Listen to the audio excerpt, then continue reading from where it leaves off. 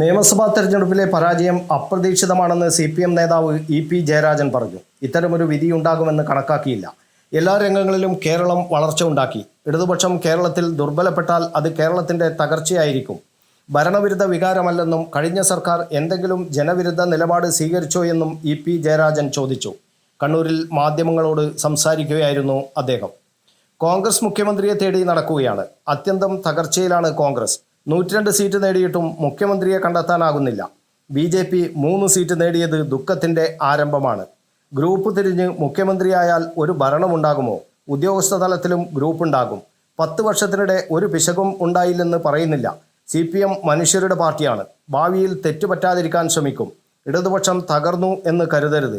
ചോർന്നുപോയ ജനകീയ ശക്തി തിരിച്ചുപിടിക്കാൻ ശ്രമിക്കുമെന്നും EP ജയരാജൻ പറഞ്ഞു. പാർട്ടിയെ സ്നേഹിക്കുന്നവരല്ല ഫ്ലക്സ് വെക്കുന്നത്. പാർട്ടി ശത്രുക്കളാണ്. എതിരാളികളെ സഹായിക്കാനാണ് ഇതെല്ലാം. സെക്രട്ടേറിയറ്റിൽ പങ്കെടുക്കാതിരുന്നത് കാലുവേദന കൊണ്ടാണ്. രാത്രി ട്രെയിൻ യാത്ര ചെയ്യാറില്ല. ഉറക്കമൊഴിച്ചുള്ള യാത്ര ഒഴിവാക്കാറുണ്ട്. കാലിന് ചികിത്സയിലായിരുന്നു. പരാജയത്തിൽ വ്യക്തിപരമായ അഭിപ്രായ പ്രകടനത്തിന് പ്രാധാന്യമില്ല. പാർട്ടി യോഗം ചർച്ച ചെയ്യും, തീരുമാനം പറയും. പയ്യന്നൂരിലും തളിപ്പറമ്പിലും തോൽക്കുമെന്ന് കരുതിയില്ല. പൊതുവായി വന്ന രാഷ്ട്രീയ കാറ്റിൽ വോട്ട് കുറഞ്ഞു തോറ്റു. പാർട്ടി ശക്തി കേന്ദ്രങ്ങളിലെ തോൽവി ഗൗരവമേറിയതാണ്. ന്യൂനപക്ഷ വോട്ടുകൾ പൂർണ്ണമായും പോയിട്ടില്ല. അഴീക്കോട് ജയിച്ചത് അതുകൊണ്ടാണ്. പാർട്ടി വോട്ടുകൾ ചോർന്നിട്ടുണ്ട്. എല്ലാ നേതാക്കൾക്കും ഒരു ശൈലിയുണ്ട്. അതുകൊണ്ടല്ല തോറ്റതെന്നും EP ജയരാജൻ പറഞ്ഞു. News bureau, Kannur media.